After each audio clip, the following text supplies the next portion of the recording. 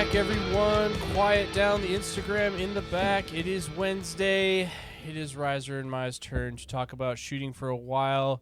You do the listening. We'll do the talking. It's on the Perf Podcast. How you doing, Mr. Riser? Well, temps in Salt Lake have dropped below 100, so that's sweet. Double dig.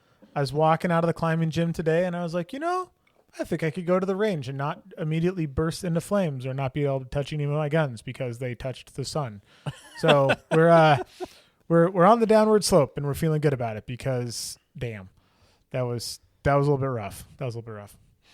Yeah, I think our heat broke here too. It's been raining a little bit, so I'm actually trying to decide between going riding and going to another IDPA match this weekend. Right now, I think the IDPA match is winning because I'm turning into a fair weather rider. Like if it's not like chocolate cake mix, at just the right temperature, I think I might not be interested. But I don't know. So it'll be a game day decision. We got a couple more days to decide here. I love that every sport has its version of like perfect powder where like for mountain biking, it's hero dirt, but like chocolate cake mix would be terrible for mountain biking because you don't have a throttle. Right. So it's like every sport is like its own special little thing. So yeah, I haven't heard chocolate cake mix before, but I knew immediately what you meant. Yep. Yeah, there's definitely prime conditions and subprime conditions. Yep. And I'm a cold weather person, so I like doing that other sport when it's like hoodie weather. Yeah. Going out in the summer and just like sweaty balls it's not my vibe. But and like you can always work harder and wear more clothing in the winter, but you can only strip so naked in the summer. Right. And I'm the same way. At the same time, it's the first week of August, and I haven't even started any of my bikes yet, so I'm feeling that pressure as well. So I don't know. We'll get there when it's time. You can just fire them up, make sure the pistons still work. I know, right? You could. Yeah. You could. Just give them a little brat. That's what I did with my snowblower this year because we never got any snow. And we live in a place where when it does snow, you need like a real ass snowblower. Yeah. So I have this like ridiculous snowblower that I get to use like twice a year. But this year I didn't use it at all. And I was like, I should probably run this so it runs next year. Because otherwise, if it just sits for 24 months, it just won't start. My uncle's a farmer and the mechanic of the family, and he always said that sitting is the worst thing for them. Oh, just ask my Raptor. My chick is taking our son to a function this week. She has some kind of girly wedding thing. I'm not even sure which of the girly pre-wedding things it is this weekend, but your boy has a hall pass on Saturday, so we can't waste this Saturday. Whatever it is, we're doing something. There you go. Well, before we get on to it, you know the deal. We are, of course, brought to you by Atlas Gunworks. On the Perf in one word, gets 10% off a single cart over at perfectzero.co. And if you guys don't know, you can buy way more than Atlas-y stuff over at Perfect Zero. Pretty much all of the things that we use. So you want some JP? They got you. You want some Vortex? They got you. One of my favorite things over there that I would definitely spend money on would be the JP Mark V compensator. I switched to that thing last year. I think I had one right at the end of last year. I can't remember, but by God, it's legit. It makes regular 3-port comps seem antiquated and dumb, and all of the decibels. Seen a shift in compensator design. Oh yeah, I might even credit it that, but like as I look around, even non-JP stuff, like I'm starting to see. What did you call it a few episodes ago? Chevron. Yeah, like I have seen other Chevron style brakes not in common usage, but in match usage. Would you say the duckbill unrivaled is that style? That's still a 3-port, isn't it? No. I would call that a Chevron for sure. Like if you look at the way everything is shaped, it's a 3-port, but they're like Chevron ports. So instead of throwing everything straight out, they're throwing gases back, which pulls the rifle forward and kind of flattens it out a bit. So they're just sort of like different takes at the same thing. Like the JP, the 419, the unrivaled, they're all just like different ways to get to the same solution. Which one is better? I think sort of depends on the rifle that it's built around as well. I've shot all 3 of them, and they're all 3 very good. I obviously shoot the JP because I'm sponsored by JP, but they are leaps and bounds better than like a regular 2 or 3 port compensator. And it's one of those things where as soon as I got one, I was like, okay, the backup rifle now is like a problem if I go to the backup rifle, because it doesn't have this, and it will track very differently, and I will not be able to split at distance nearly the same. So had to get another one to throw it on the backup rifle to make a match. So which is not a thing that I normally do. I suddenly feel inadequate because I still am living in the past on my titanium 3-chamber JP break. You've had that 419 in the basement for, I think, a year and a half now. This is correct. Yes. Yeah. Do you have tools? Can you not just you could solve this tonight? I know. Like but this, like at the same time, I pre high desert, I shot it and it shot so good that I'm like, nope, gonna leave it alone. Okay. Gonna leave it alone. All right, fine. And then I was like, no, I'm gonna change it. I'm gonna change it. And then I weighed it. And it's heavier than my titanium brake. So I was like, oh wow. Although I will say, here's the thing: do not put that on an SBR. Like they are all of the. I switched to an 18-inch barrel this year for a few reasons, but one of them was literally to get the compensator farther away from my head, because they are all of the decibels. Like it is double plug mandatory shooting a Chevron brake on anything. I do that anyway, but yeah, I kind of. Yeah. Not gonna lie, I was actually I wanted to throw it on an SBR.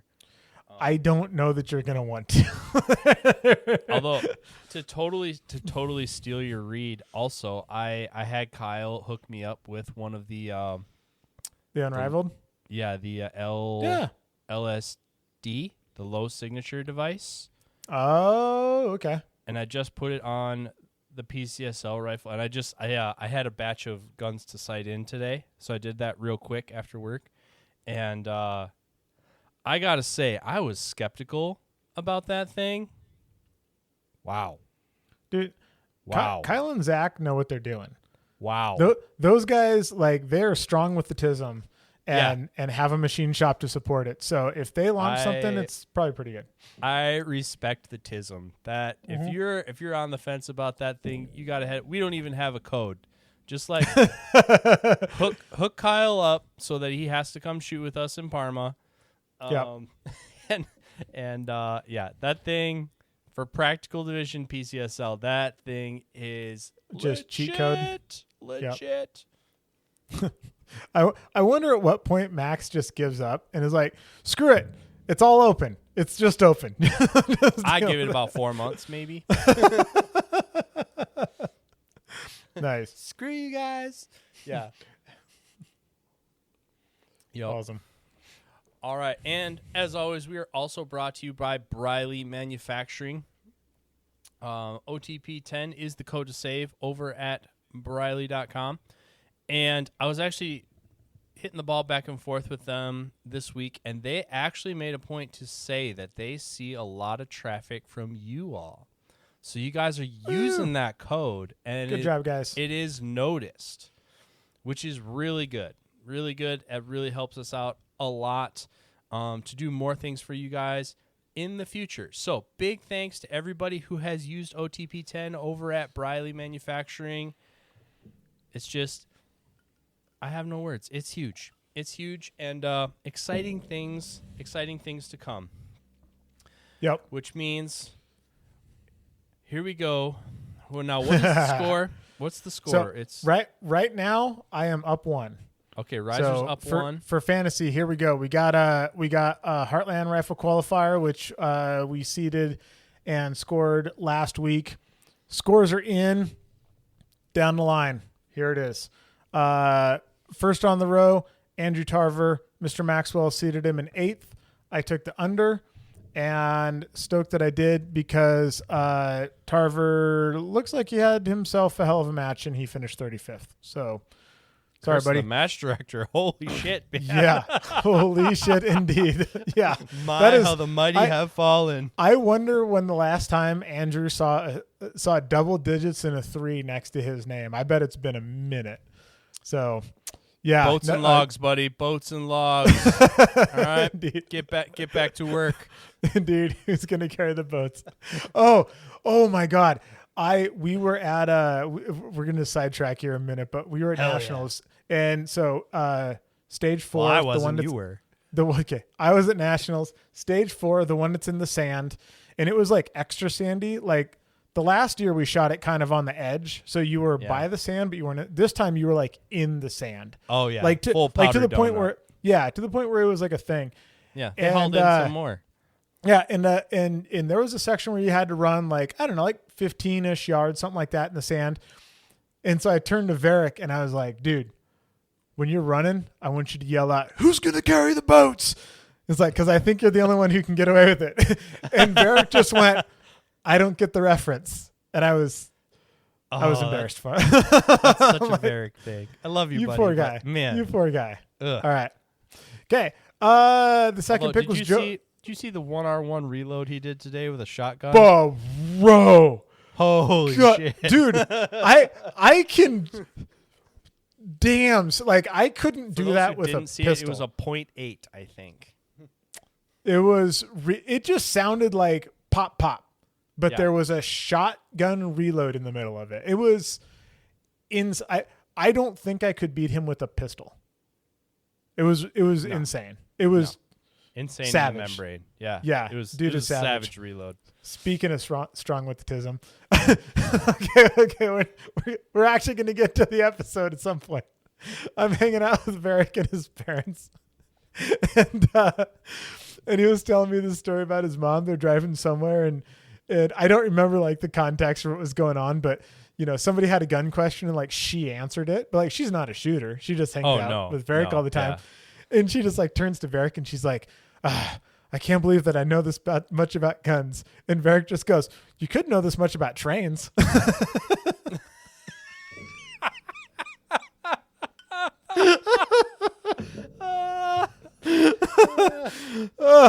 love hanging out with those guys. They're so boy, fun. Mom problems. Boy, mom problems. They're so fun. All right, here we go. Second on. It's so good. It's so good.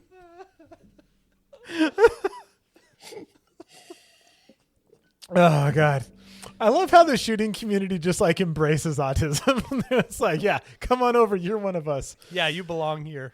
Exactly, we got you. All right, second on the list, Joe Farewell. Maxwell seated him at 4th.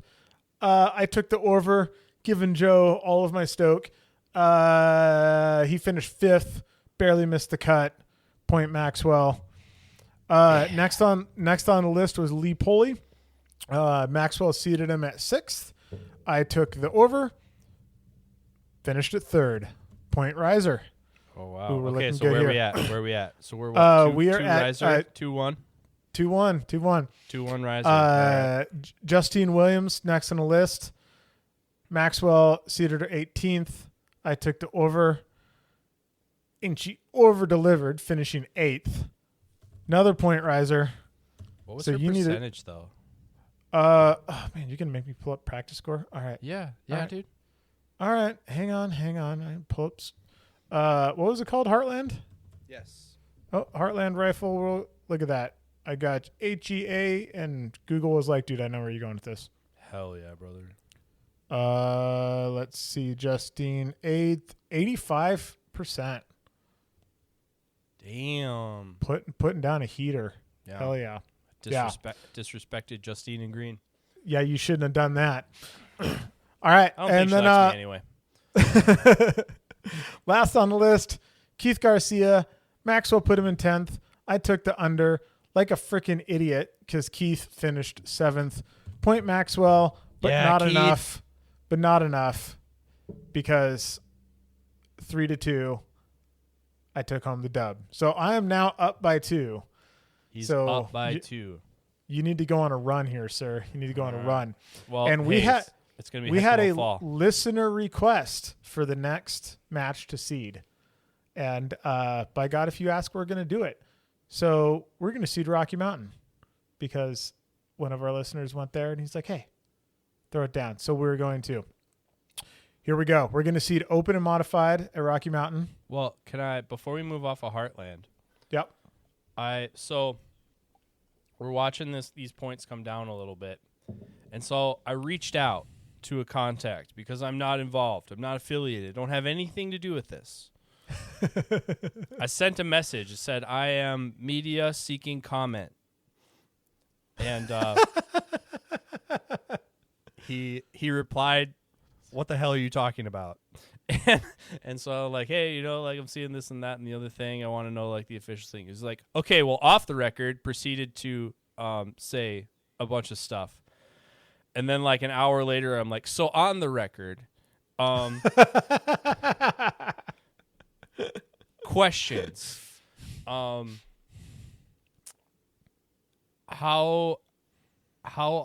many matches are, what's the selection process? Answer: I am going to adhere to the published policy, which is 3 scores. So they're taking best 3 scores, which is interesting because essentially the way I see it right now, you got Brian and Varick locked in. John Waddell, who I disrespected and did not adequately calculate his points last time. John Waddell is in third at 282. That's what you get. Yep. I'm sorry. The first dad of 3 Gun can make me an old fashioned, and we can discuss it. And then it's you gonna got be good. And then you got AJ at 281. And then you Wait, have so Brian's got a hundo and a 98 and didn't make the cut? No, he is. Brian is tied for Varick, first. Varick, Brian, John, AJ. Okay. Yep. Varick and Brian are a lock. Yep. They're not going to move enough one way or the other. They're on the team. But you got Kyle hovering at 196. And I was looking at the PS on Monday morning, and I did not see Kyle's name. And so I texted him. I'm like, did you not shoot Heartland? And he's like, no, I need AZ to get 3 scores. And I thought to myself, I'm pretty sure that Rio never set a date. At all. No. There is no AZ. It's in the policy. It's in the protocol, so they could whip one out because that happens all the time. Yeah. But Kyle has 2 scores. So the current rifle world champion might not be on the Right. U.S. rifle team.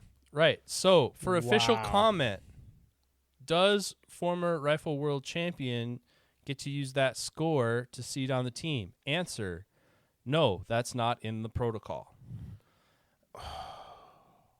Question: is there actually going to be a rifle qualifier in Arizona? Answer: none has officially been announced at this time. Oh. Bro. Yeah. So Dude, the plot that's rough. The plot thickens. Now, a few things that could happen here. Rio could whip out a match yet this fall. That seems highly unlikely. It is possible. It is possible. They have not officially said they're not going to do it yet. The board of directors at USPSA, as we've established, can do whatever the hell they want. They could rule to change the policy midstream. They change other stuff midstream, so it's not out of the realm of possibility they could do that.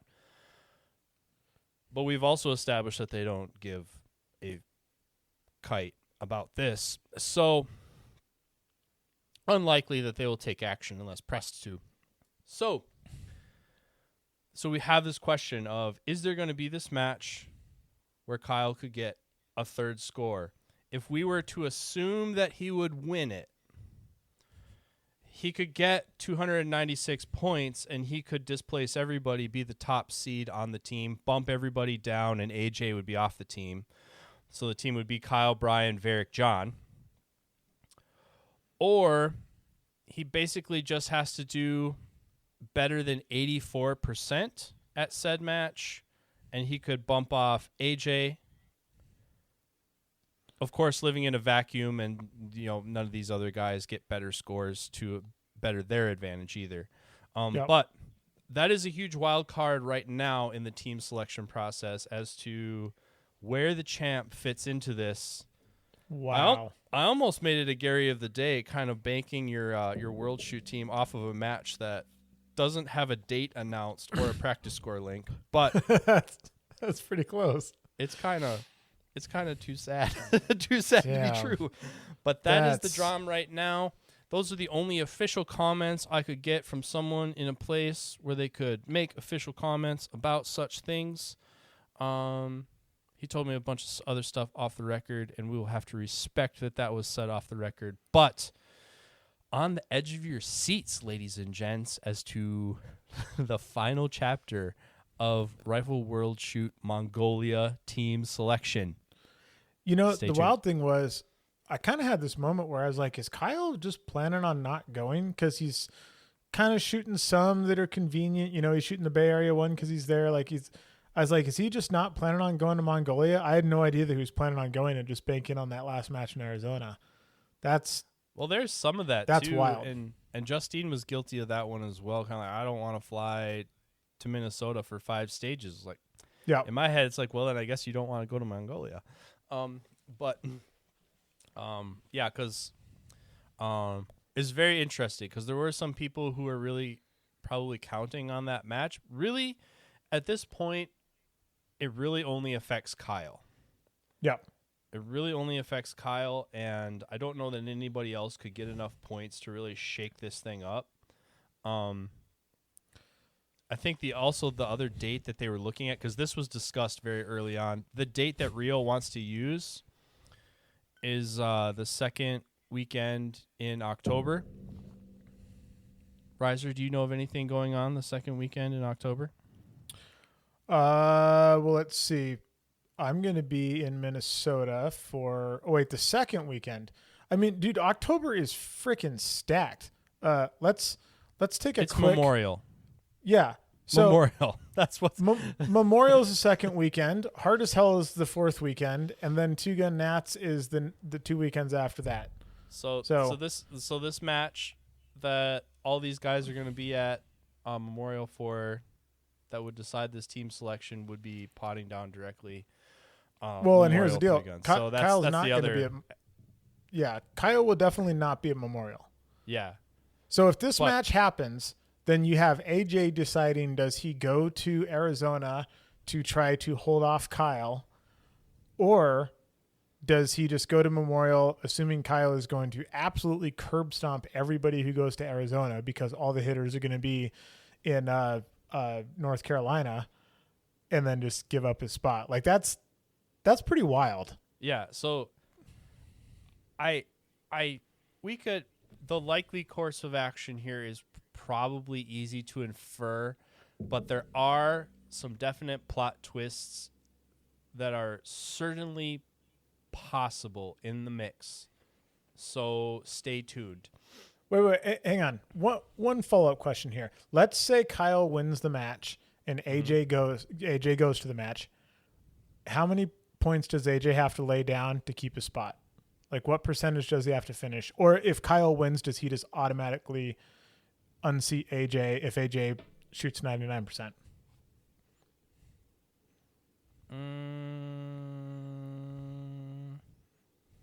I don't think I did that math, but AJ. Well, hang on. What's AJ sitting at? AJ's sitting on he's at 281. He's sitting on a 98, a 94, and an 89 are his counting scores. Yep. So and Kyle's theoretical high bar is if he got another 99, I think he could maybe push out John, assuming that Kyle won. Interesting. Yep. Okay. Again, all I have is a dispassionate public education in math, so this is This might Fair just enough. be. I might just be rage baiting our spreadsheet Asians out there to tell me that I'm wrong. All right. So somebody do the math on this. Post it on Instagram and tag us, and then we'll all know. I also believe I misquoted Justine. I believe Justine has 3 scores now. Yep. So Justine is in the mix for the ladies team. I haven't even done my dispassionate, uninterested math on that one, so I am not sure what the standings are for the ladies team. It's going to be some combination, though, of the Williams sisters, Linda, Anthony, and Becky Ackley. Interesting. All right. Okay. But that- Anything else on Rifle World Shoot? That's all we have for now because nobody wants to say anything more solidified than that.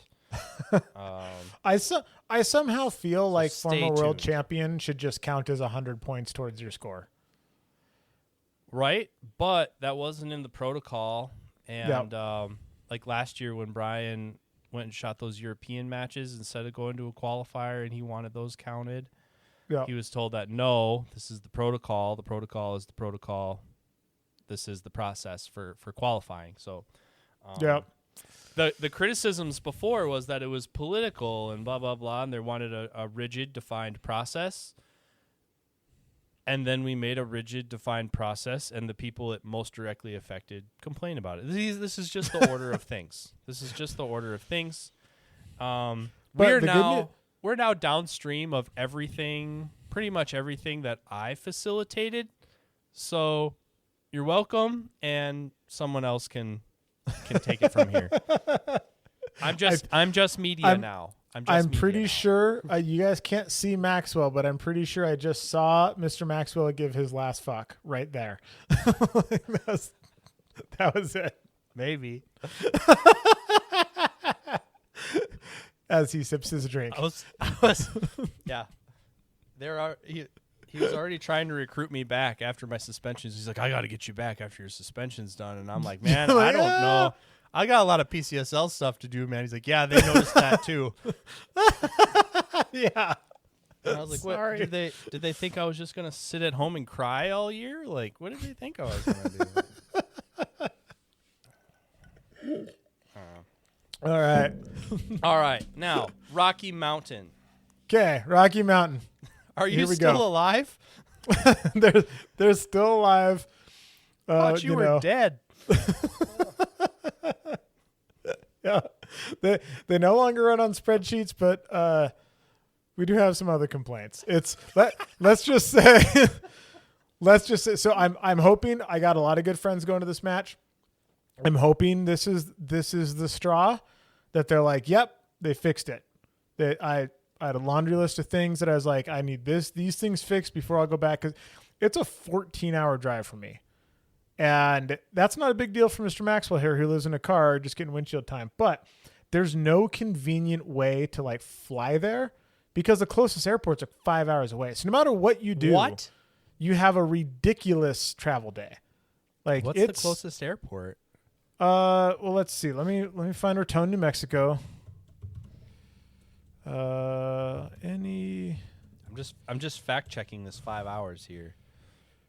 I may have mildly exaggerated, but certainly not by very much. Let's see. Open a maps. Let me zoom out a bit. This other direction trackpad thing is really fucking me up. All right. Let's see. Colorado Springs. Oh, now that I open up the map, I think I might be full of shit. Okay, Colorado first, folks. Colorado Springs Airport.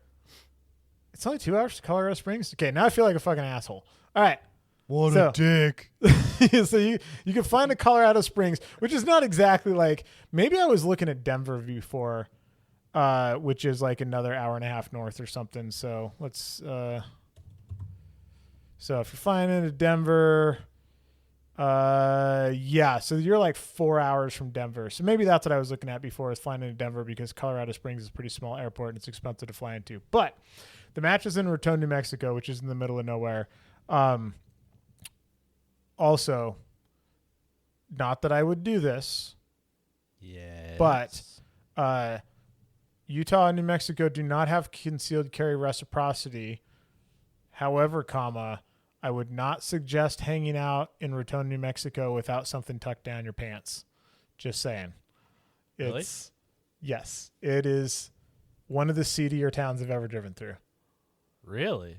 Yeah. I've never been. If you're like super into meth, then like it's probably rad. But if that's not your jam, then maybe less so. Just saying.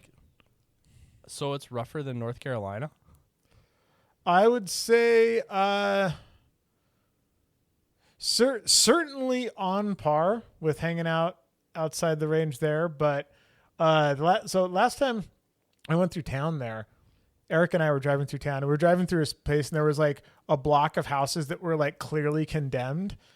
And then just like one of the boarded up doors opened up, and some, a 5'10" person who weighed 110 pounds walked out of the front door carrying a shopping bag full of who knows what. And we're like, okay, interesting. Give me that thing out of the glove box. This is in stark contrast to everything else I've ever heard about Raton, New Mexico. It's like, oh, it's the most beautiful Well, place. the range is amazing. The town is ass. It's just they're not the same thing. I mean, there's a reason they could buy like 33,000 acres there and just like right. Yeah, because it's cheap. But amazing facility. It does have its. I mean, the stages are good. Like the shooting is good. There's just a lot of things around it that are kind of annoying and old school in all of the worst ways. But they have been improving over the last couple seasons as far as people have been telling me. And I'm really hoping that this is the season that like breaks through the limit of things that I'm willing to deal with to fly down there or drive down there. All right, here we go. I'm with you. Open division. Open. Also, quite a few people in the match. Let me pull up Rocky here and see how many people. So, I mean, we give it a lot of shit, but it does kind of sell out. It doesn't sell out, but it's let's see. Rocky Mountain. Here we go. All right, what's your guess? How many people are in this match? Weird ass match from the middle of nowhere. Oh, you know what? I don't have a really convenient way to do this, I don't think. Damn it. Yeah, I don't have a convenient way to do this. But there are 16-person squads, and there's 1, 2, 3, 4, 5, 6, 7, 8, 9, 10, 11, 12, 13, 14, about 14 squads full of 16 people squads. So there's a lot of people at the match for sure. Selling more seats than I did, so maybe they're right and I'm wrong. I don't think so. I do not think so. I think this is all of those people that are like, we're not USPSA. They're all at this match. Yeah. That's where you all are. Yeah, exactly. Yeah. All right, here we go. Open division at Rocky Mountain. There are 75 shooters. First to be seated, the man, the myth, the legend, Jerry Michalak. Where you got him, buddy? Oh, this hurts my heart. He's as good once as he ever was, but he's not. I'm gonna be real. Wherever you put him, I'm just gonna give Jerry the over because I have too much respect to ever give Jerry the under. So free point for you, whatever you want. Oh, then fifth. Over. Here we go. All right. Okay. Let's see. Number 2 on the list, Craig Outson. How many cats did he bring with him? I do not know. These are the questions. Well, also, will he show up? Last time he was supposed to be at a major match, homeboy didn't even walk through the door. So, just saying, Craig. Just saying. Man, could I just bank on a no-show? That's kind of aggressive. Okay, here we go. If you seed him as a no-show, and he doesn't show, you get 3 points. If he does show, I get a point. Ooh. Speaking of making it up on the go. What he no-showed? What, Hidez? It does.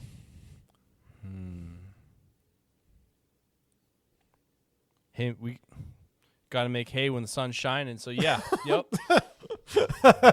All right, no show as the seed.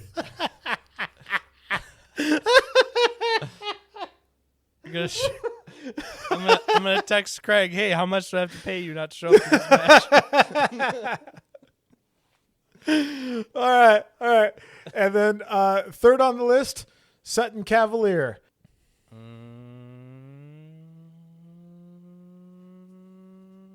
15.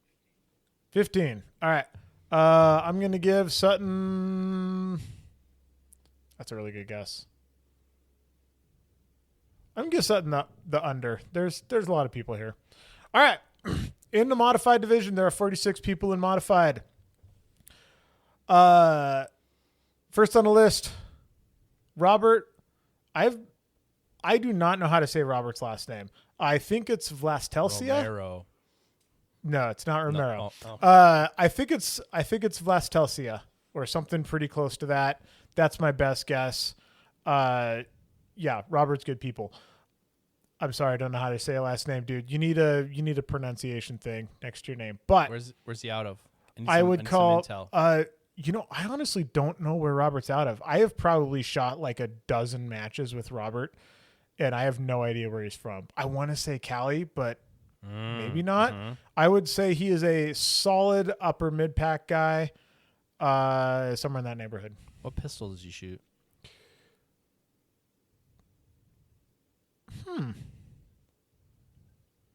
I'm not sure. I honestly have no idea what guns Robert shoots. I've never paid attention. No idea. 10th. 10th? All right. I'm going to give Robert's getting the under. Number 2, Joe Easter. Not shooting limited. Oh, he's back. His eyes are going bad. His eyes are going bad. He needs scopes now. By the way, Geester shooting a bullpup Keltec with a dot on it is somebody not to be reckoned with. So shooting a scope could be really good. Could be really good. I got Geester for the 3 spot. The 3 spot. Ooh. Oh, shit. That is a really good guess. That's a really good guess. All right. I'm not going to cheat and look at practice score and see who else is there. I'm going to give him the under just because there's more room to go. All right. And number 3, Mike Becky. I don't know if you know who Mike Becky is. He is, I don't know if Mike's old enough to be senior. He's pretty close to it. Practice is a good amount. I'd call him upper mid-pack guy for sure. I'm sorry, I don't know you. 15th. 15th? Jesus, that's a good guess. I'm going to give Mike the over. I think he's going to break it. He's been putting in work. Come on, All Mike. right. There we have it. Rocky Mountain has been seeded. We did it. We did it. We're 40 minutes into the episode. We're just through the first 2 sponsor segments.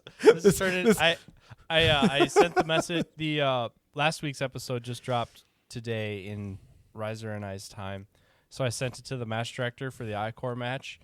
And I was like, hey, this, that, and the other thing for obvious reasons. And I was like, if you don't care about all of our segments, you can skip to 40 minutes. That's when we actually start talking about the match. Yeah. Exactly. Oh, it's all good. All right. But it is your favorite time, Gary, my favorite time, everyone's favorite time. It is time for the Gary of the day. Listener submission. My Gary of the day is thumb cocking. Hang on.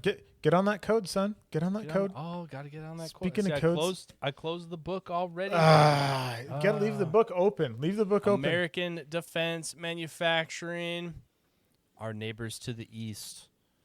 All things AR-15s and AR-15 accessories. They're basically the king of the hill of AR-15s.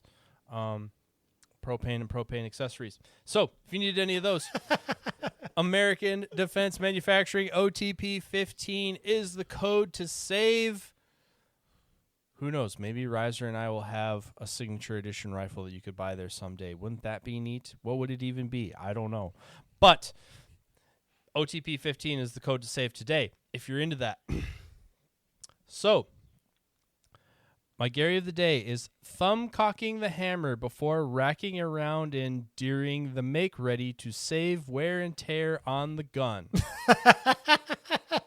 We all know that load and make ready is hard on the guns. It's hard on parts, man.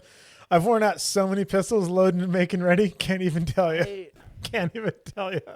I'm really torn on this one because I've only seen it. I've only seen it live in a match one time, but it was Eric Graffel. No shit, really?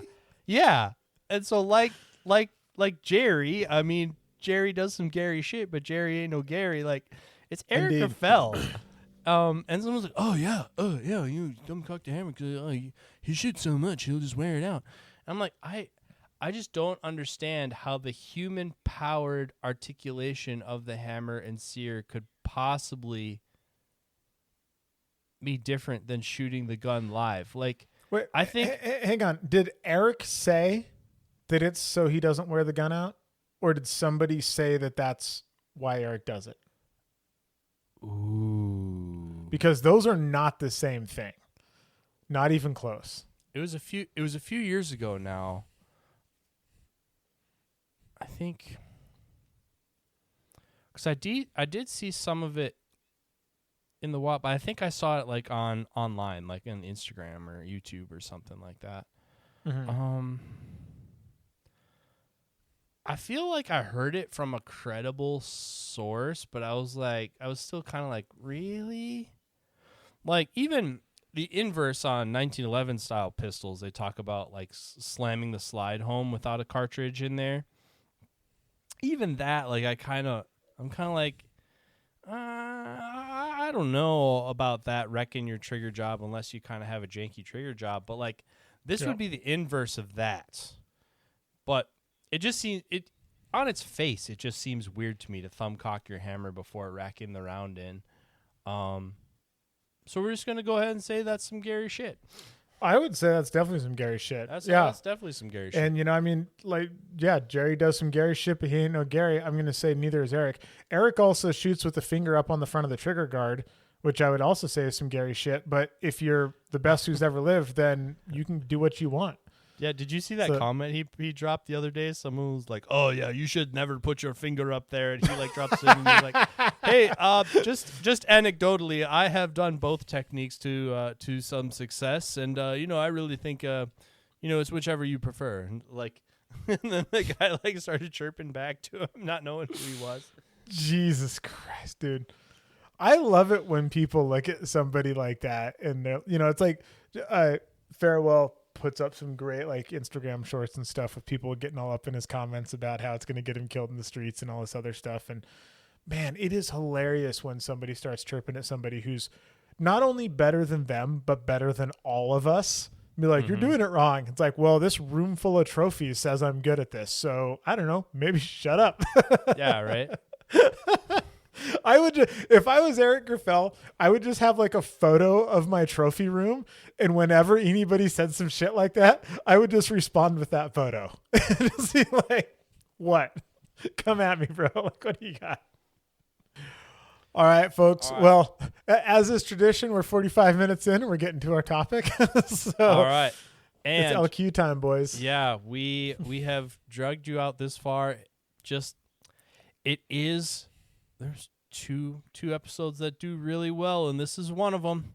All right, this is kind of both of them. It's kind of both of them. We got some IPSC drama and an LQ. Yeah, Dude, this one's gonna blow up.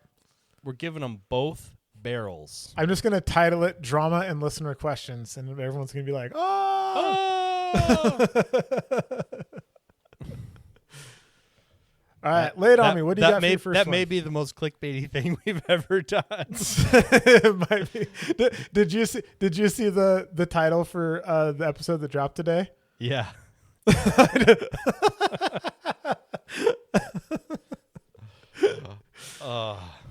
All right. So first times. listener question.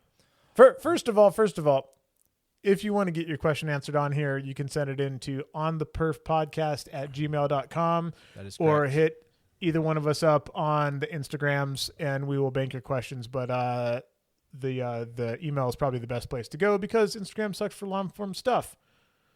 Lay it on me, buddy. What do you got? What level of competition do you start thinking about buying your way up? Or do you just know when your polymer frame striker fired gun is holding you back? Hard stuck at 4th place in a local 40-person match, for example.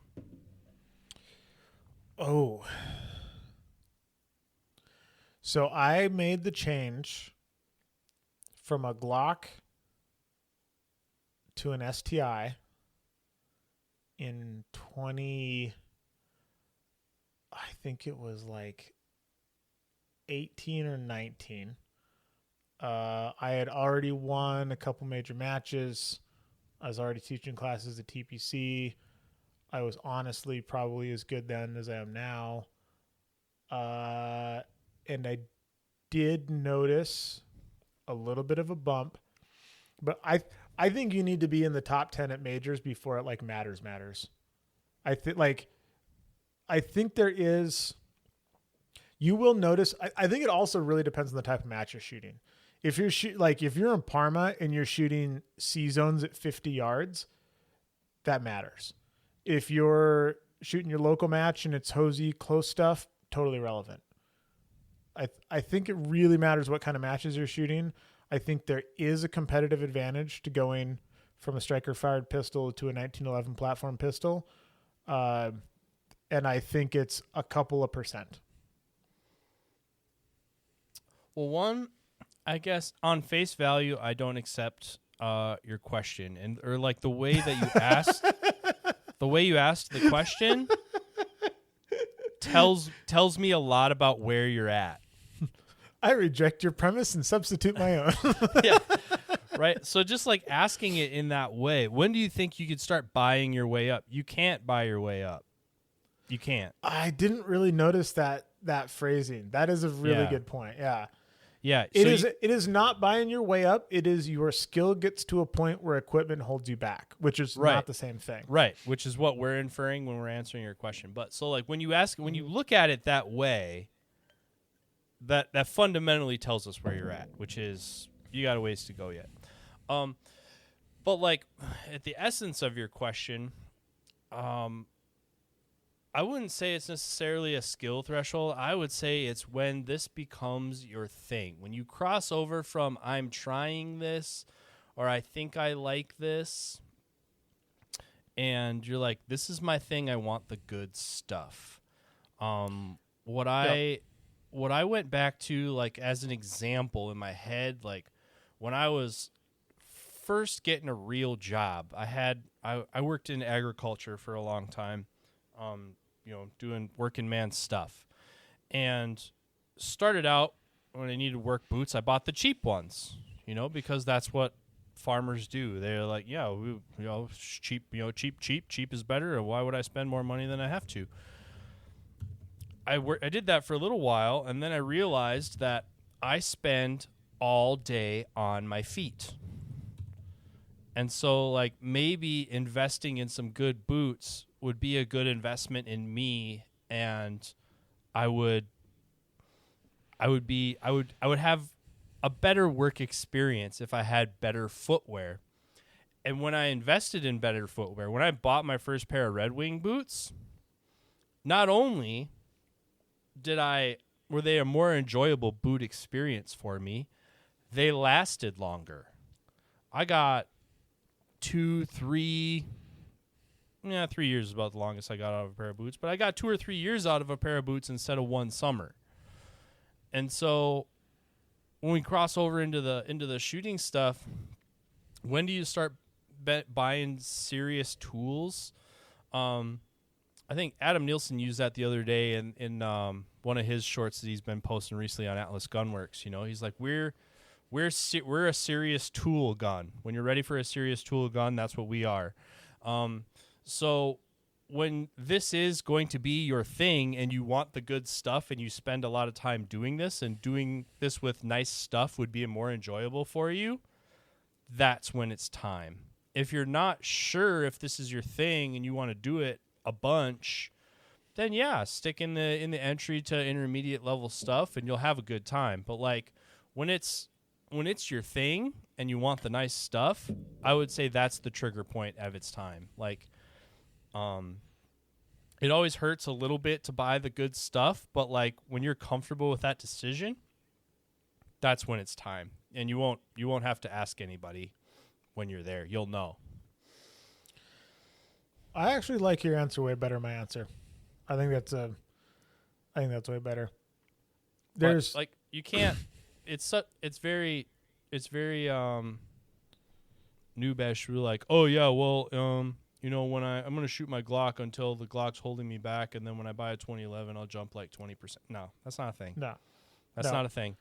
But I did have like a few percent jump when I changed, but that was largely due to the style of matches that I was shooting, which had a lot of very aggressive shooting at distance. So, we'd shoot hard as hell and there'd be like a 40-yard plate rack with a pistol. Mm-hmm. Like that kind of stuff is just way easier with a really nice gun with a really nice trigger than with the Glock. So I think my jump was largely due to the style of matches I was shooting. And like the thing is to get to the higher levels and to be good, you have to spend a lot of time with your gear. You have to want to spend a lot of time with your gear. So even though you could point to a guy like Brantley Merriam who was like went back to the Glock, if he digs it and that's what he's emotionally excited about spending that intimate level of time with, that's the right choice.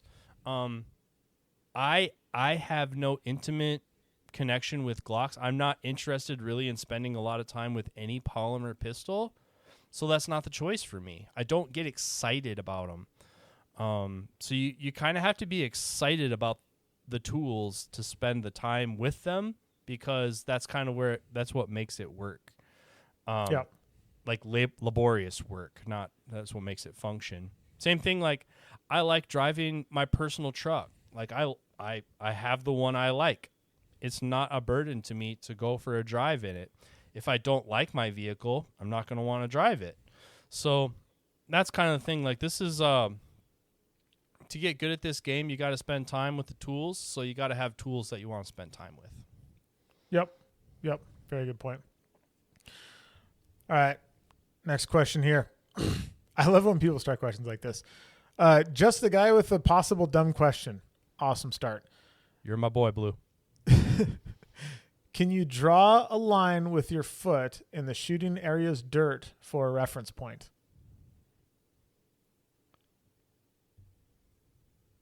I mean, can you? Yes. Is it also usually against the rules? Also, yes. Outlaw stuff, it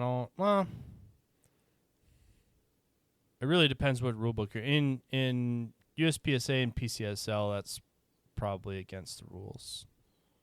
I don't know about PCSL. They're still pretty lean, but in USPSA it certainly is. Like even just like flattening out a hole, they'll say that was improving the range surface, and but generally speaking, yeah, if you like on a jungle run, if you just go down and heel a line in the dirt, if it's not against the rules, you are definitely opening yourself up for street justice.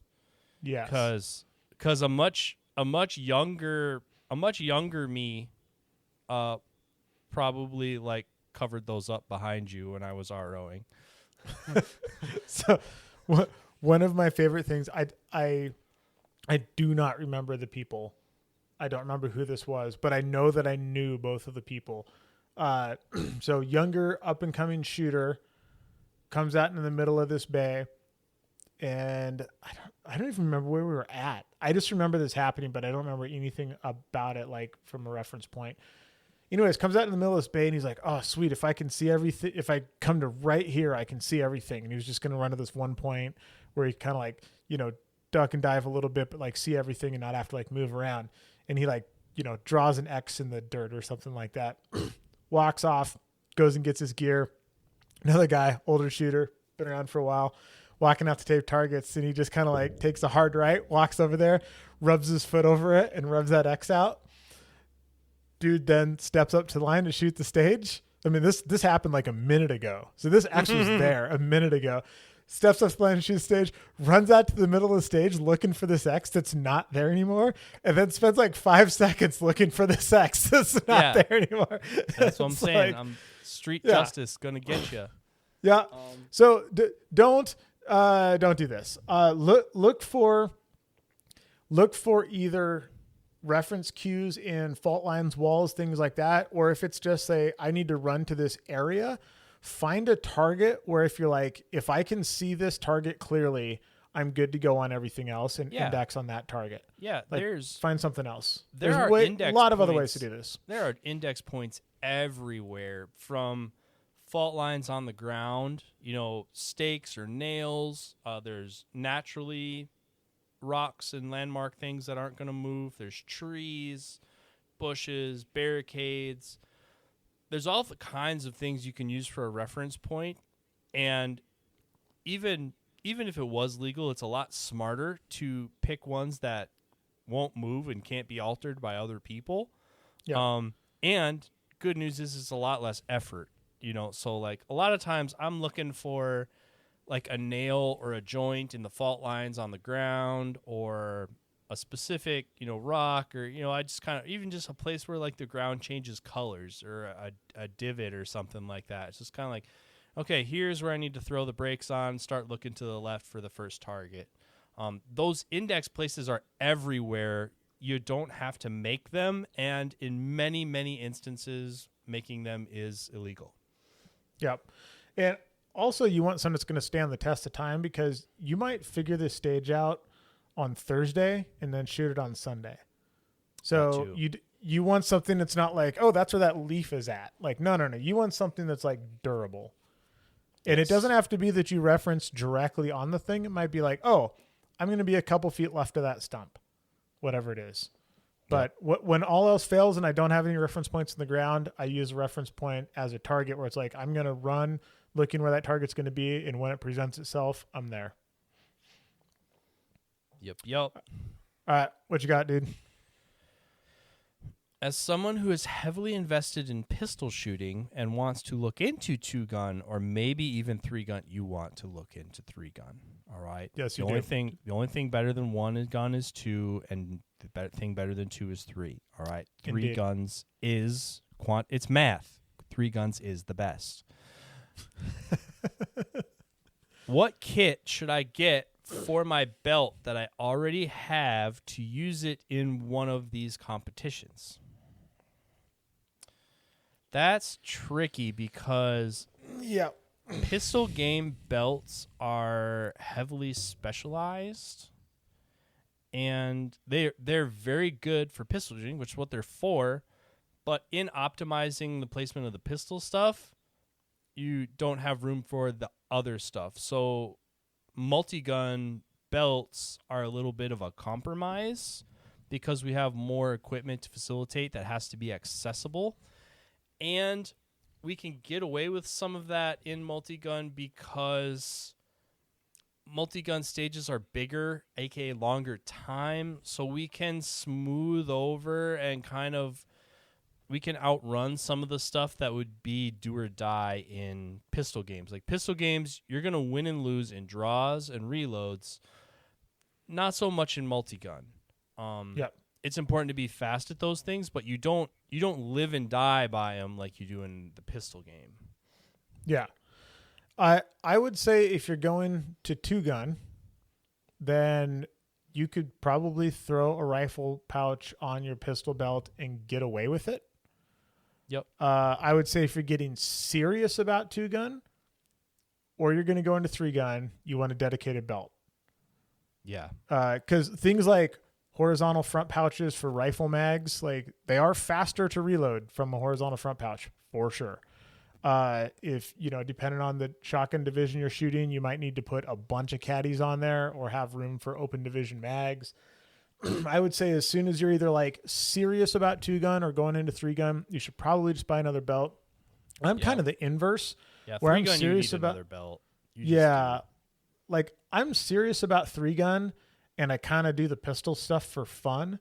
So I actually go the other way where I'm shooting my belt with all those compromises in the pistol sports. But if you already have a pistol belt, just pony up and buy a dedicated belt for a multi-gun. The standard answer here is getting the Safariland ELS and then having all of those like little receivers, which are super handy, especially when you're getting into the sport, because you can share stuff with people where it's like, hey, do you have an extra rifle mag I can borrow? We're on the all shotgun stage. Do you have a shotgun caddy I can borrow? And you can just like clip it off of their belt and clip it onto yours. But quite a few people do shoot different belts with different accessories, but you want something that's like pretty easily configurable. That is the main thing, because you're moving stuff all of the time based off the stage that you're shooting. So you want to be able to like, oh, this is one where I'm going to do a shotgun reload, but I'm not going to do a rifle reload. So I'm going to put the rifle mag around the back, and I'm going to put all the shotgun stuff in the front. And if you're shooting tube gun division, the shotgun stuff just has to be in the front, period. That's just the way that works. Yeah. But yeah, you want stuff you can move around. I think if you were just like, you're probably asking about 2-gun to start. So like if you just want to dip your toe in the water on 2-gun, I think if you had a rifle mag pouch that you could cross draw on like a tech lock. So if you could tech lock that in the appendix position on your strong side, kind of that dead spot where there's no magazines, that's a good spot for it. And that's pretty well adaptable to a pistol mag pouch. And then if you had another one of those that you could go like almost all the way around to the small of your back for an oh shit mag, that would cover 95% of what you're going to encounter until you can decide like, oh yeah, I want a dedicated belt for this, or you'll know another direction. The other thing you're probably going to want to look at is depending what kind of holster you use for a pistol sport. Oh yeah. You're probably not going to like that for multi-gun, because in multi-gun, a lot of times the first thing you do is not draw your pistol. So especially if you're using some kind of race style holster, those don't lend themselves particularly well to a lot of aggressive activity with the gun in the holster. Even if they're locked, it'll stay in there, but like those locks aren't necessarily very agreeable to being unlocked in a hurry. Well, and reholstering on the clock is a thing. So can be, yeah. Yeah, like quickly putting that thing back in a race style holster is a thing. Also, regular ass open Kydex holsters in many ways are even worse. Like I don't know. It's happened enough times now that I'm like, oh yeah, there's another one where people have been running and their holster just comes out of their Kydex, or their pistol comes out of their Kydex holster on the run and they go home. I've seen like a few dozen of those throughout the last like 10 years of shooting.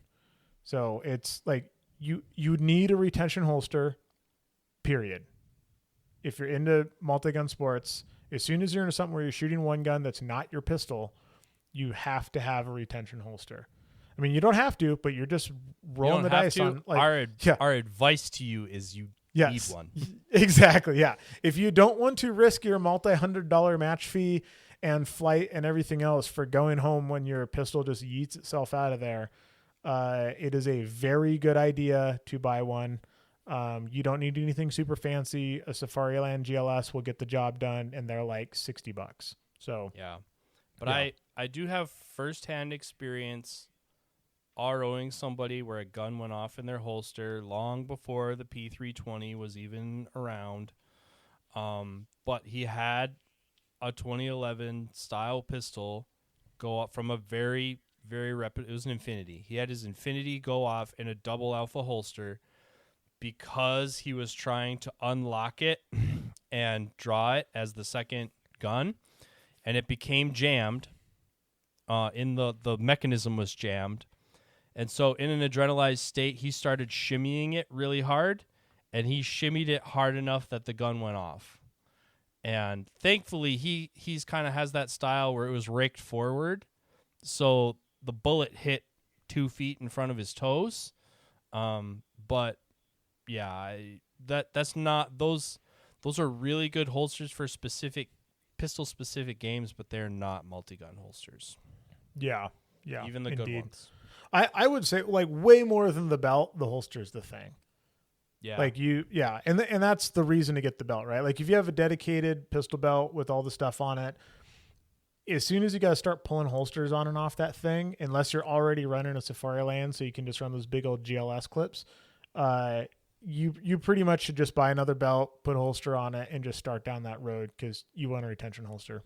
That's just the way it is. All right, next question. Hey guys, I have a question. Indeed you do. You're going to love this one. If a local mats lets you shoot multiple times, i.e. setup day, AM and PM, is it still considered a win if it takes a shooter multiple tries to get first place? I got into it with a guy who recently who seemed to think that it still counted, though to me it seems like shooting multiple times and taking your higher isn't exactly indicative of your true match score. Of course, it's a local, so not very consequential. But I'm wondering what your more experienced takes are, since I'm relatively new to the sport. Thanks. So shooting multiple times. Notice he did not say multiple divisions. He just said multiple times, which I think is an important distinction. Yeah, he doesn't want us to call the discipline committee on him. So I'll do it. I got his number. Yeah, you do. Probably have him on speed dial. No, I don't. But so kind of like our first question, spoken by somebody who doesn't have the skills to pull that off. I don't think that ever works out. Because normally if you're going to shoot a match multiple times, they make you shoot different divisions. So you don't get to pick the better of the scores. If you are picking the better of the scores, or you're jumping back and forth between divisions, depending on which one's going better, that is cheating. Okay. But if you're shooting a match in one division and then you're shooting the match through again in another division, that's different. And like I don't know very many times that it goes super well that way. Like, oh yeah, I guinea pigged it this way the first time and now I'm going to crush it. If anything, all the times that I've done it, it usually goes better for me the first time. Like, the one I care about is usually the one I should shoot first, because the second time, in my head, I kind of overlay the first performance onto the second one, and I'm thinking of it as kind of a do-over. But you're assuming that all the things that went right are going to go right again, so you're focused on fixing the blemishes instead of executing all the way through, which a lot of times invites new blemishes. So, like, listen back to the last few PCSL matches where I did that, and I always did better the first time than I did the second time. And when I went through the second time to get redemption on the first time, I screwed up in other places. So it's very hard to do. It can be done. I mean, Cody Leeper and who's the other iScope guy from UML days? His name's right on the tip of my tongue. Oh, who's beat me by one place for like every match for 10 years straight? Jeremy Reed. Yes, there it is. I'm sorry, Jeremy. I'm sorry, but Cody Leeper, Jeremy Reed, they would shoot through some of those UML matches in multiple divisions, and they would do very well. But I would say that's more the exception than the rule. And, like, those guys were whipped after they did that. And they were still like working and stuff too. Like Pete was, and they're like building the afterward. match and they're working and everything. I mean, both of those guys are just aliens. So yeah, I think it's really a personal thing, and I think it depends on your mindset and mentality, how you do. So let's take this to a much smaller scale. Reshoots. If I added up all the reshoots I've ever had, I bet I improved my score in 85%. Like I almost always do better on a reshoot. People who are like, the reshoot gods are going to get me. And they're like fighting to like, if somebody's going to give me a free another, somebody's going to give me a free another run. And they're like, oh, well, I really hooked up. I'm like, dude, if you were swinging hard enough that you can't repeat what you just did, you had no business doing it the first time. Yeah. Like you just got lucky, and that's not how you do well in a big match. Most of the people around here that I see shoot multiple divisions and do well in one of them, do well in all of them because they're just good shooters. I think it's really hard to say here without like a handle on like where this dude's from and what his local scene is like. So if it's like, it's I don't even want to throw out a state where if you're in Alaska, like let's just assume that the local scene in Alaska isn't super tight and there's 20 of you. And Bob's normally an 80% guy, but he shoots 3 different divisions, swings for the fence on all 3 of them, and finishes 65, 71, and then wins one of them. That's not the same as a dude who's like, he's a 95% shooter, sometimes wins, sometimes doesn't, and he's shooting multiple divisions. Like, those aren't the same thing. I would say... does it count as a win? Yeah. Yeah. Winning's winning. Dude, you outshot everybody. Yeah. It counts as a win. In many ways, I think, like Maxwell said, it's harder to reshoot the same match a few days in a row, depending on weather conditions, timing, everything else. Like being out on the range for that, it's just like it's harder to shoot staff match. Like your 2-day match is a 5-day match. Yeah, exactly. So, I think it still counts as a win. Now, like we said earlier, if you're shooting the same match in the same division and just dropping your lower score, now you're cheating. Those aren't the same thing. That is cheating. Yes. That is cheating. Not the same thing. Yeah. Yeah. So I have license, all right? So I can use the C-bomb. That is cheating. Okay? Yeah. But yeah, I would say like, man, you're shooting multiple divisions, you won one of them. Winning's winning. I welcome reshoots. I really like them because, again, I'm there to shoot. So I look at it as a free opportunity to do it a stage again. Like I would shoot every match I shoot in multiple divisions if I could because I want to shoot, and there's more guns that I want to shoot than time I have to shoot them. So, but and if you do the thing, I mean, lots of people want to cheapen like swinging for the fence and doing a GM run or whatever on a classifier, but like if you did it, you did it. Like, it doesn't change that you didn't do it. Now, to really deliver at that level, you got to do it consistently. But if you did it, you did it. But no, I don't think it's, in most instances, they force you to shoot a different division. And even look at guys at the top of the sport. Even us. Look at Riser and look at me. All right, I shoot multiple divisions. I like to do all the things with all the guns. Riser, you need to shoot TAC optics at the next match. How do you feel about that? Ass. I'm going to get crushed. See, so like most of the guys at the top of the sport who are consistently doing well, they are very, very particular about being locked in on a set of gear, a division, their very singular point of focus.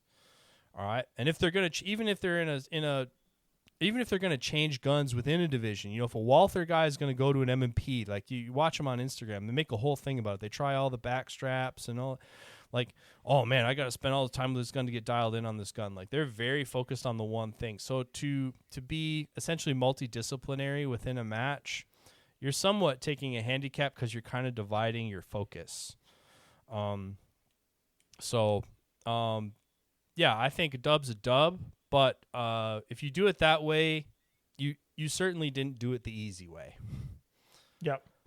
Yeah, I think when you do see people shooting multiple divisions and winning, like at majors, I think maybe the only person I've ever seen actually like pull this off in a national event was Nils, and he's shooting like he just shoots the Canik for everything. So he shot LO, then he took the Magwell off, and then he shot CO. Yeah. But he shot him with exactly the same gun. So it's like that's like you want to make as minimal change as possible from one division to the next. I think something that is on par with what you're implying that shooting multiple divisions is, if you can cherry pick your schedule, I do think that's an unfair advantage. You know, like we know one shooter who did that a lot, and essentially would kind of like shoot through the match on the front end and the back end. They would just kind of roll up to a stage. Okay, I'm ready, and they would shoot it. Then they would go to the next one. Okay, I'm ready. They would shoot it. I do think that's unfair because you don't have the stress of being on a squad, exposure to the weather, all that stuff. If you're allowed to kind of breeze through a match, I think that's more of a competitive advantage than being able to shoot a stage multiple times. Well, and you get out of all the reset and everything else that goes along with that. So you just get the shooting part. Yeah, you just get the shooting part, and you get to decide when you're ready. Where like when you're on a squad and you're third up, like you're up. You're just up. You know? Yep. You're just up. Yeah, I think that's a totally separate thing. But yeah, that isn't a huge advantage if you're doing that. All right, dude, what you got? If I was to build a rifle for PCSL 2 guns specifically, what are some of the cheaper and maybe not so cheap options for parts? And we're just going to go ahead and assume that you're starting with an intermediate tier rifle of some quality. Sure. So you're at IWI. You're starting there. Yeah. Yep. Starting at IWI. Great place to start. Specifically, so like I would put on an appropriate muzzle brake for whatever division you're in, either the LDS, in practical, or a Chevron style muzzle brake if you're in competition. So muzzle device, trigger, pick one. Yep. But an upgraded match style trigger. Doesn't necessarily matter what kind it is as long as it is refined and crisp and good. Yep. There's a dozen out there that are all very good. And then a stock that fits, a stock that you can adjust length of pull and height at comb. Height at comb is the important part here. And when he says adjust length at pull, he doesn't mean click your CTR stock out one. Yes. He means like a very specifically adjusted length of pull and comb height, usually either a wheel mechanism that locks in place or actual bolts that lock in place. And then I would say probably, just got to do it. The optic. All right. If you're rolling up with whatever truck gun or tacti gun that you thought you wanted into 2-gun, it is probably not what you want for aggressive 2-gun competition. So the next place, and probably the not so cheap option, would be an optic or combination of optics for PCSL 2-gun. Yeah, and I would say, obviously we're both a little skewed here, but if you're just going to run a red dot, I would get a Defender. I like the ST enclosed personally on my rifle, but any of those Defender, the ST or the XLs, I think would be totally fine. I'd run them on a little bit of a riser mount or like a dedicated, that dedicated ADM quick release that's like the 1.5. I'd probably go that route, which is not what I did. And then I saw yours and I was like, oh, I should have done that. That's way better than what I got. So I think I'd do something along those lines to just get like a nice comfortable height, not too high, not too low. I would definitely go with a 2 mil dot. Or a 2 minute of angle dot. These are the only place. Carbine, yes. Yeah. On a carbine is the only place I like the 2 minute dot. On pistols, I like the 6 minute or the 5 minute, whatever the option is. On a carbine, a 2 minute, given the size of targets you're going to be shooting at and the distance you're going to be shooting at them. And for the scope itself, man, if you got razor money, just buy a razor because you're going to end up there anyways. If you don't got razor money, for me, I tell everyone to go to the the PST Gen 2 1-6.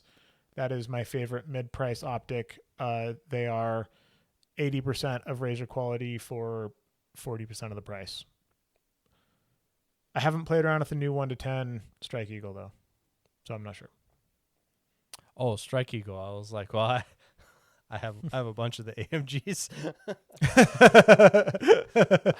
I have unique access to AMGs. Yep. But by and large, out there, if you're wondering, you don't need one. If it's nothing fancy, told us you can't knock Second Kind of Cool. So if it's Second Kind of Cool to you, absolutely go do it. They're amazing. Do you need to drop $5,000 on a scope, shoot PCSL? No, you do not. For the AMG, is that what you're saying? Yeah. Yeah, I shoot for Vortex and I don't shoot an AMG. I just have a 1-10 razor. That's like my go-to. And honestly, for PCSL, I'm really on the fence here because I actually put the 1-6 on for USPSA Nats. Careful. Because there was so much. I only added power on 2 stages. So on the long range stage, I ran it to 6, and then on the 270 bay, because there was like 60-yard half scale IP6 scored hit factor, I did bump it to 2 power. I have kind of the way that my body works. I experiment with this every season, and it changes all the time.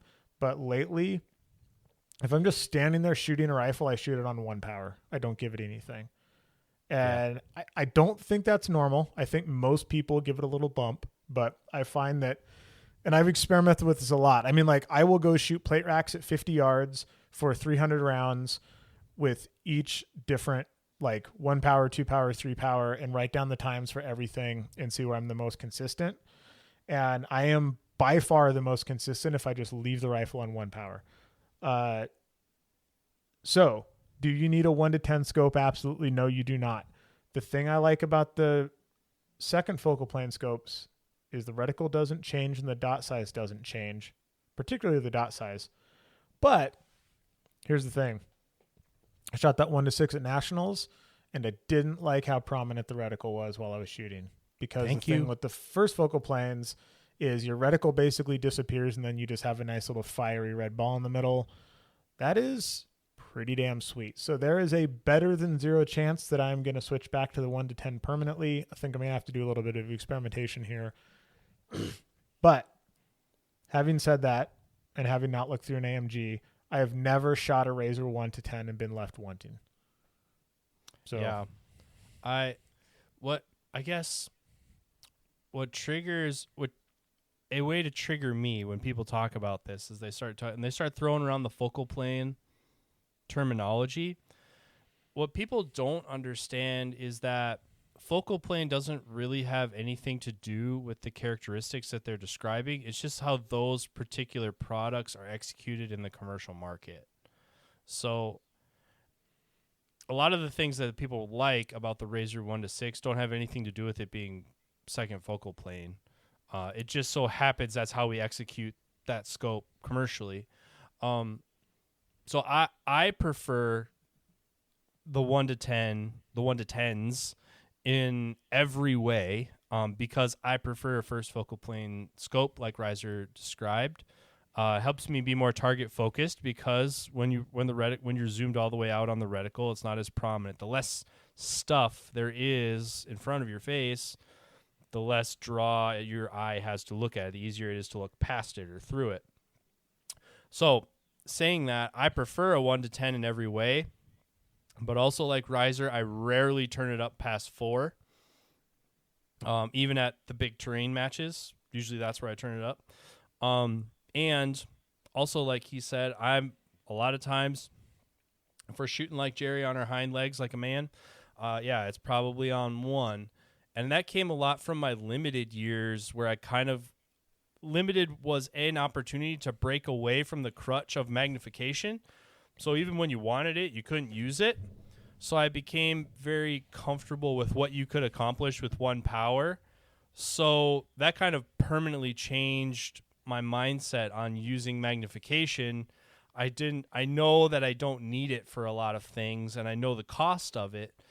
So I'm less inclined to use magnification for a shot, where somebody who kind of grew up in LPVOs and TAC optics and all that stuff, where they've always had it, so they used it. They kind of look at it a little, like it's kind of a safety blanket a little bit. They're like, well, I'm going to turn it up a little bit just in case. What could it hurt? Well, it can hurt you a little bit. Yeah. With magnification, you lose field of view. That's the biggest thing. Yeah. And also offhand stability, you get more perceived movement. Yeah. Which that movement's already there. It's kind of like when we all switch from irons to red dots. You're like, shit, the red dot never stops moving. You're like, the irons never stop moving either. You just now know. But there, more is not always better. As the magnification dial rotates and increases, so does the temptation to over-aim. And our sport is scored in time. Yep, exactly that. All right. I think we got one more long one or two more short ones. You got something that fits the bill? Yeah, we're down to like the last couple here. But perfect. But they're from Bob, so they're long. Oh, they're from Bob, so they're long. Nice. I love you, Bob. All right. Bob submits a lot of content to the show. Hell yeah. Shipping ammo for 3-gun. I'm now in a place where if I drive to a match that is more than a day away, blah, blah, blah, blah, blah. He wants to know about shipping ammo. How do you ship ammo, best practices, all that stuff? I think I'll take this one mostly because I think my ammo shipping situation is a little more homeschooled than Maxwell's. Maxwell has, let's just say, help. So, I do have help, yes. And not that I'm jealous, dick. So here's what I do. I usually save my old shotgun ammo boxes when I buy a case of birdshot. I just save those. This is a good tip. Listen to this, folks. Because the box is important. So I save those, and when I ship ammo, I almost always just ship a case of birdshot, and then I have another case of birdshot box, and then the rest of my ammo goes into that, and I just tape them together into one giant box. That's how I have, for the most part, started rolling lately, and that seems to be about the right amount of volume. I'm, of course, going to find out how many rounds I need for the match. I am always going to add like a comfortable 30%, if not more, because reshoots, missing weather, all the things, right? So I would rather leave ammo at the hotel room because I couldn't make weight flying home than run out of ammo at the match. I have made stage programming decisions based off of how much 9mm versus rifle versus shotgun I have left over in the last stage of a match before, and it is not a good place to be. Then you need to box everything up. You need to take it to UPS and ship it. The only things you need to do, there's no hazmat fee on loaded ammo. So it's not any more expensive to ship than something that just weighs a bunch. So it's, shipping ammo is not cheap. Yeah. You're going to be out. What makes it as expensive is it's heavy. Yeah, it's just heavy. So you plan to be out somewhere between $50 and $100, depending on what you're shipping and where you're shipping it to. And then the only real key ingredient here is it has to have a ORM/D label on it. So if you just put ORM-D into Google, you will get a Google image. It is a black and white triangle, diamond, white on the middle, black on the top and black on the bottom. You just print that out, tape that to your box, and that indicates to shipping people that there is loaded ammo in there, and you just drop it in the mail. Most matches will very clearly post at some point the ship ammo address.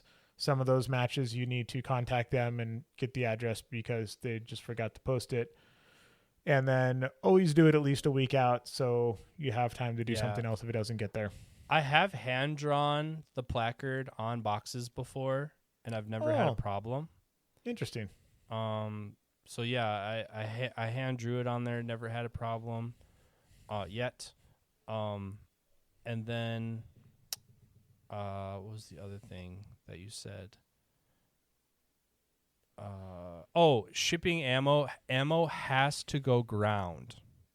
Oh yeah. Ammo has to go ground. That's why you need to send it so far in advance, and you kind of want to build in some fudge time there because policies of both the major carriers are that it has to go ground. It can't overnight it. If you're sneaky, it probably has been done before, but I also think they're probably getting better at sussing that out, like with sniffers and scanners and stuff like that. So you're kind of playing with fire if you're trying to do that. So ship it ground. I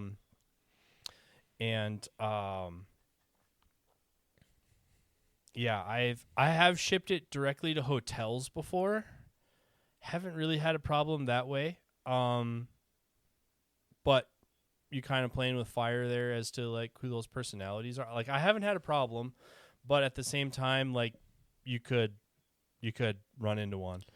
Usually it's best to just ship it to the range. Carny real fast.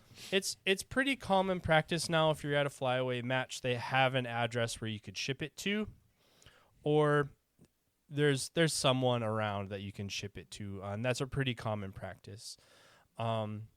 Worst comes to worse, generally speaking, because we're talking about flyaway matches here, you can fly with 11 pounds of ammo. At a minimum, you got to ship your shotgun ammo, and then you can kind of fly with your rifle and your pistol ammo. Or normally, what I do is I ship it all out, and I kind of plan so that I condense it enough that I can fly back with the remainder. Or I plan to cache it with somebody else. Like Riser would be a prime example. I cache it with my friend who drives to a lot of this stuff. He goes to a lot of the same stuff I do. So there have been times where we've had as many as 5 ammo caches around the country, just of places where we frequented. And we had a shelf at Freddie's house for a long time in Vegas. It was just kind of a rolling thing. Like, oh yeah, you know where it is. Here's the garage code. Whatever you left there last time, that's what's there. Yeah, kind of stuff. If you leave your ammo with somebody, pretty good idea to make a note of what's in there. So when you go to the next match where you're going to run into them, you actually know what they have. Yep. Count it, label it. You know, if you care if it's American Eagle or gold medal or what grain 9mm it is, but kind of count it and write it on the outside, because if you ask your friend how much ammo you left with them, usually what you're going to get is a cell phone photo of your box open in the garage. And that's about what bro code is going to get you out of that. So if you just write it on the outside, you're already taking up room. Do not expect this person to start pulling out rounds and counting them in their hand. That being said, it is also pretty well accepted bro code. If somebody asks you to take ammo, it's polite to take it if it's not putting you out. And I would say it's very common to ask if you have a friend like, hey, you're driving, would you mind taking the ammo, or would you hold this and that, the other thing. If you ask around, there are usually people driving around and they're willing to shuttle ammo around if you're going to more than one of these matches or you're in a locale. So a lot of times you can save money on shipping ammo that way, because we're all kind of in the same boat. Like Riser talked about on the last episode, Briley, a lot of people will, Briley's coming to the match. They'll hit up Dissident. They'll buy the Action Gunner. Briley doesn't mind throwing it in his trailer and bringing it for you. So that kind of stuff is very commonplace, happens all the time. So that's a good place. We're like, hey, don't be a dick, make friends. And if you make friends, usually we're allowed to, usually people are willing to cache or transport ammo for you, because that is a big expense. Yep, for sure. If you're going to fly home with it, remember, you can't fly with bulk pack ammo. You can ship bulk pack ammo, but if you're going to try and fly home with it, you got to have an exit strategy for how you're going to have it packaged so that you can fly home with it too. The AMU is good for this one. They kind of just like dump it all in, like all of it, shotgun, rifle, and ammo, all into one box, and they make like this casserole of ammo, because they don't care. They're not taking it home. They're just unloading their mags, but like you can't do anything with that. So if you are planning to fly home with it, have it in mind, especially when you buy the ammo. it might be cheaper in bulk pack, but if you need to fly with it, you might need it individually packaged to help yourself out that way. So that's something else to think about as well, is you might need some original factory packaging to get home with ammo also. Yep. I think also, you didn't say anything about going to a hub, right? Did I miss that? I've never had to. Okay, so a lot of times, depending on your locale, sometimes they might not pick up the ammo from a remote drop, so you might have to bring it to a location. So you probably won't be able to go to a UPS I've always taken store. it to a location, but for me, it's like the UPS store that's by my house. Okay. So that depends. So Check to be that. super clear, UPS stores are not UPS. They are franchises. kind of, yeah, they're like franchises. So there's some things that you have to go to like a UPS hub, which is usually out in the warehouse district of whatever city you're in. Yeah. Like if you ship a gun and I'm like, oh, I'm shipping this multiple $1,000 rifle back to Proof or back to JP, and I want, $3,000 worth of, insurance on this, they'll make you drive it to the hub. So Yes. there's some things like that you have to do. For ammo, I've always just driven it to the store, dropped it off. They're like, what is this? I'm like, loaded ammo. They're like, dope. So might change from location to location. I've never had a problem. Yep. And I've done plenty of that in the past, but as Riser alluded to, no less than 5 UPS semis leave from my office every day. So I have it pretty easy in that regard. I'm very jealous. All right. What's Bob's last question for us here? It doesn't suck. All right. So I got to digest this one a little bit. His second question is about law enforcement or military qualifications and how they correlate with USPSA, PSCSL classifiers in concept. Are they the same or different? Essentially, I think what he's getting at is in armed service, you have to qualify with whatever weapon you're using. There are various like levels or ranks, sharpshooter, marksman, expert, all that stuff. And how would that correlate to classifications in USPSA, PCSL as far as a standard? Yep. I think the only thing they have in common is that they're standards and reflective of score, but military law enforcement stuff is bottom up, and so it's like essentially gatekeeping people from being able to work essentially, or we need this level of competency from you to have this job, whereas competition classifications are more about horsepower. They're more about leveling the playing field, making sure that you're squaring off with somebody of an equal skill level. So like in boxing or MMA, it's making sure that heavyweights don't fight against bantamweights because that would not be fair. And some people are like, well, no. But if you're a bantam, you're like, okay, but how did I do against the bantams? All right, they want to know how they did against like level competitors, especially people who aren't in contention to win, maybe aren't in their physical prime, maybe getting up in age, maybe in a different category: law enforcement, lady, military, industry. It's more the subsects of people who are like, yeah, I get it, I didn't win, but how did I do against people like me? That's the point of classifications in competition. Is more a judge of horsepower to make sure that 1,000 horsepower cars aren't racing against 600 horsepower cars heads up, in my opinion. Yeah, when you compare them against each other, first of all, I don't think they're testing the same thing, because so to be clear, I'm not military or law enforcement, but I've seen a bunch of quals. Every military or law enforcement qual I've seen has been a very accuracy focused thing with a par time that a B-class USPSA shooter would consider to be completely ridiculous, like there was no time at all. So it is a very can you physically hold the gun and make the bullet go where you want it to go?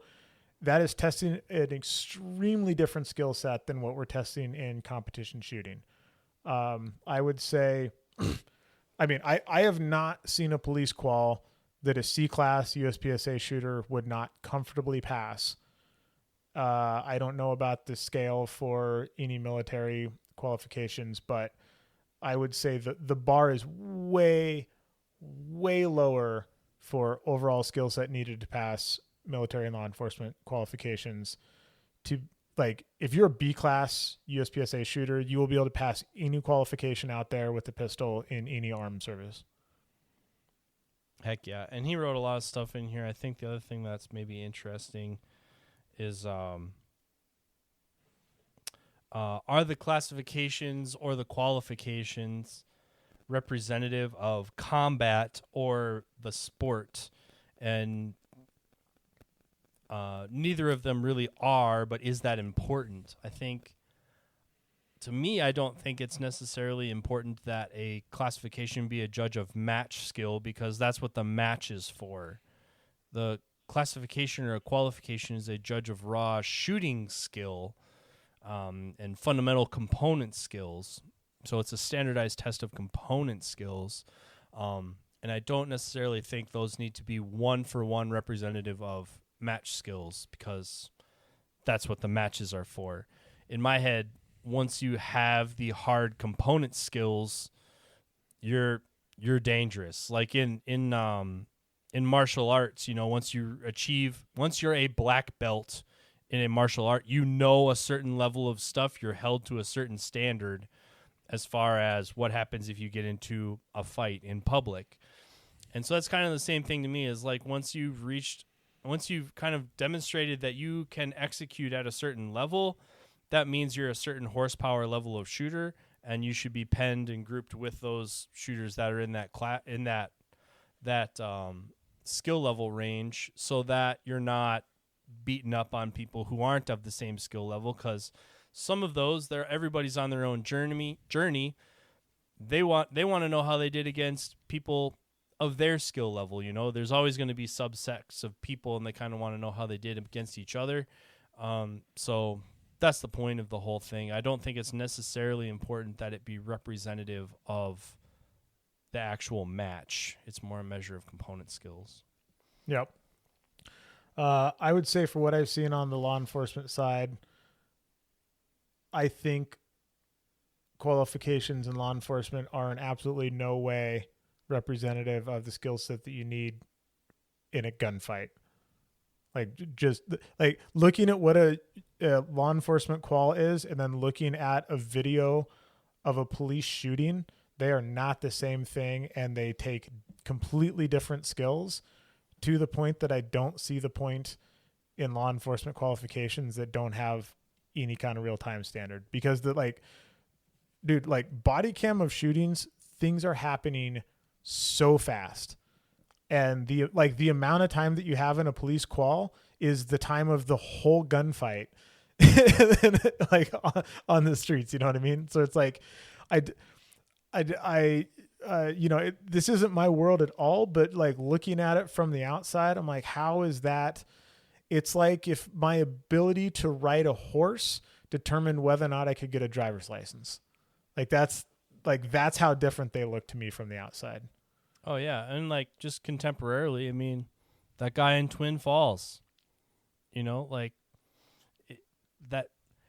it was a moment in time. Is stand and deliver. He got some shots off, and then the guy started shooting back at him, and he had to take cover. You know, like you got to stand and deliver in the moment, and that. Yeah, I don't think any of the tests are really good. People keep trying to simulate gunfighting as a means of training, but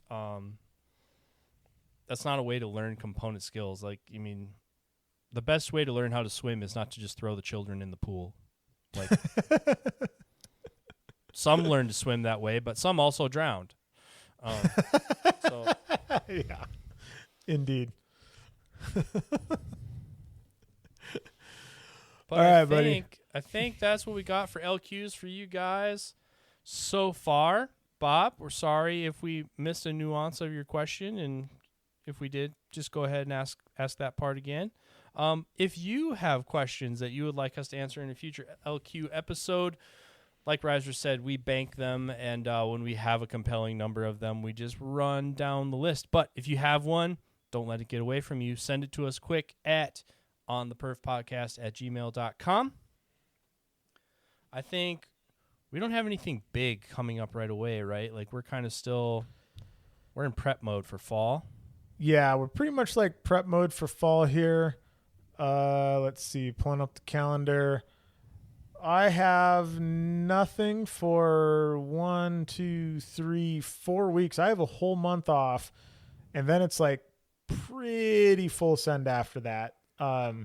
So I got Utah State, then the Parma team matches immediately after that, then the Elk Ruts immediately after that, then Memorial, then Hard as Hell, then Two Gun Nationals. So fall is coming at us hot and heavy, but right now we're just kind of enjoying some downtime.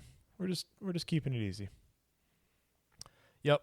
And likewise, we have our big pistol match here in the fall. So if you're interested in doing a PCSL handgun one gun match, the Dan Pollock match at the Winnequa Gun Club, Lodi, Wisconsin, get you signed up for that.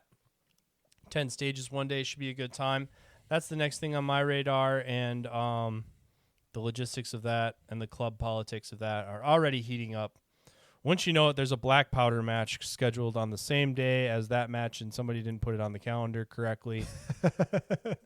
These are the challenges. All right, this is the job. But hang on. Before we get there, black powder. One last very short segue. Ooh, yeah. My air conditioning unit blew up 2 weeks ago. Of course, it was 105 degrees that day. Don't put black powder in the AC unit. Had to get a new one installed, the whole thing. Guy comes to install it, and he's walking through the downstairs, and I got dry fire targets all over the place. The room he's reinstalling the thing in. Basement. There's just 5-gallon buckets of brass everywhere. I accidentally left the door to the gun room open, so there's like a safe and reloading table and everything else. And he's like, "Oh, looks like you're super into shooting. Are you a hunter or competition or what?" And what kind of competition are you? Turns out he's super into shooting and archery, elk, and everything else. We ended up having ourselves a great 1 hour conversation while he's putting that in. We become best friends. Yeah, but he homeboy has a one of those black powder rifles that's based off of Remington 700 action that fires with blanks. Oh, and they run these ridiculously long barrels and huge bullets and giant powder charges. His powder charge, I don't remember the exact number, but it was in the hundreds of grains was his powder charge. What? And he is shooting a 300 grain bullet at 3250. What? Out of a 35-inch barrel or some crazy shit. I'm just like, does that just take an elk clean off its feet? He's like, they usually get a step and then they just fall down. It's like, God, dude, Jesus. Yeah, I bet you just shot him with a baseball. Yeah, it's like you're hunting with the cannon. What is going on here? Yes, just the number he threw out, and he threw it out with enough confidence that I wasn't gonna call bullshit. I was like, bro, Jesus. Yeah. I think the powder charge was 200 grains of powder. It was just ridiculous numbers, but out of this obscenely long barrel on a Remington 700. So anyways, I got some Googling to do, but those are what he threw out. And I was like, damn, I ought to look into black powder hunting. That sounds violent. Yeah. I got into, I forget how I got down this rabbit hole, but I was watching this channel called Everything Black Powder or something like that. He makes his own. He makes his own black powder, and I think the base for it is toilet paper. Okay. So the base material that he starts making black powder from is toilet paper, and he has this process for charring it and getting it down to nothing. But that was the match. I was talking with Ryan about this at work, and he was like, "Yeah, the thing about black powder, or reason people love black powder, is you can make your own. In a pinch, you could make your own. They were making that shit on the frontier." And I was like, "Oh." So I was kind of interested in black powder for a minute, but then I also realized that it's highly corrosive, and that kind of cured me of it real quick. Nice. Yep, I'll do it. But yeah, black powder, it's its own thing. It's its own thing. I don't have enough time to Google through this because all my spidey senses are like those numbers don't math. But who knows? Who knows? People do weird shit. Hey, man. He thought you believed it for a second. That's all he wanted. Exactly. He's already forgot about you unless he was casing your house. Then he might be. I was thinking about that, and I was like, well, let's remember this guy's face enough. And, I got his address. If somebody breaks in, I'm pretty sure I know who it is. Yeah, right. Yep. All right, boys and girls. That is all the On the Perf we have for you this week. Be good to each other. Go out, shoot something, and keep those overlays handy because this is On the Perf, and we will catch you all next week. See you guys.